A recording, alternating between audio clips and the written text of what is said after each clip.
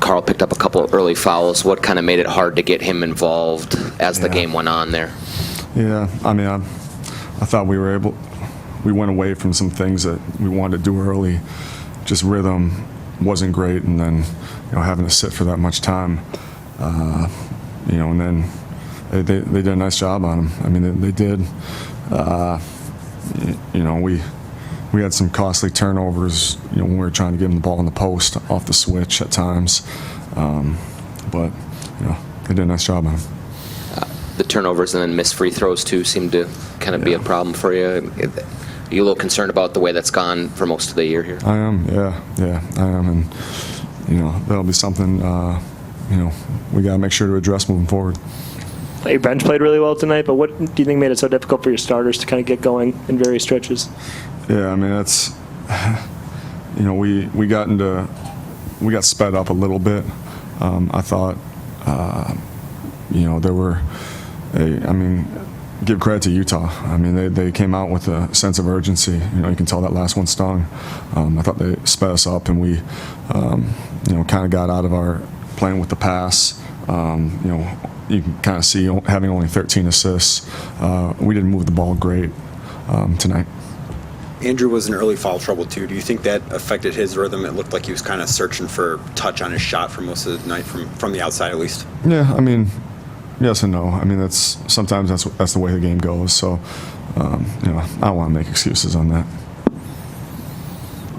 Andrew came back and had a lot of good things, especially early in both halves. Yeah. Did he kind of wear down? I mean, his usage was way up, and it did seem like he strong. I mean, it's a good defense, but his decision making wasn't as crisp. Yeah. No, I mean, I think that's a good point. That was why we tried to get him a quick blow middle of the fourth quarter before that 3-minute timeout there. The fact that he was in foul trouble, you see, and he played, 34 minutes. You thought maybe you can ride him a little bit, but there was definitely some, getting back in the swing of things. You missed Layman there. Yeah, then we just talked about that. We definitely missed Jake. We missed him early in the game too, because he's a guy who's, he puts pressure on the rim. He does a good job cutting. He runs the floor. We missed that when both Carl and Andrew were out. Ryan, you often talk about the game telling you how to play, kind of as it in the flow of the game. Do you feel, tempted to kind of try and rectify that when you're a handful of minutes into the game or quarters in the game and Cat only has a few shots? Are there ways that you can push that more? If they're just doubling, is that what it is? Yeah, I mean, I'll say that I thought Cat made a lot of good plays in the post. When we did get a smaller guy on him, we missed a couple shots where we pulled all the way over. We tried to, get different three-point shooters in that position too, but we saw when they were switching, trying to go inside to him a little bit.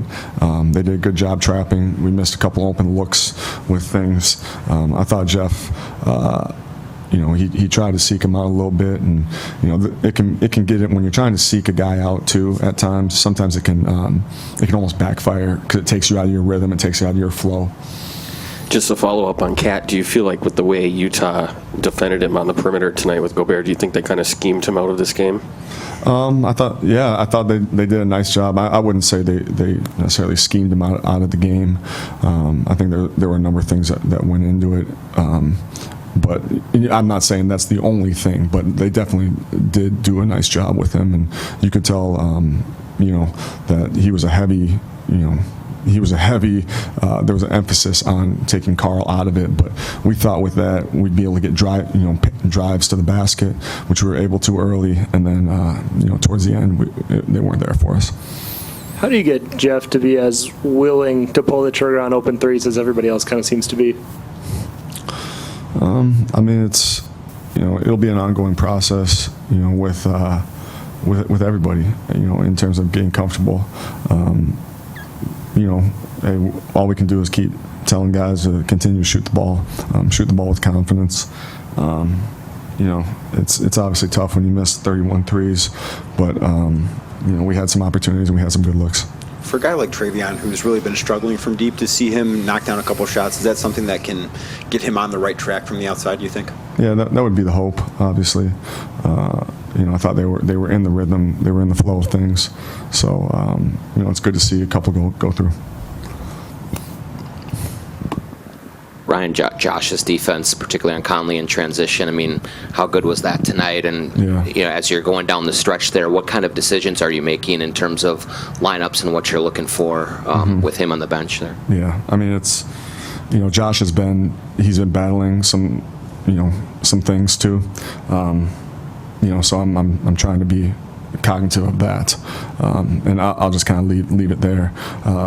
He did do a nice job with, guarding in transition, especially.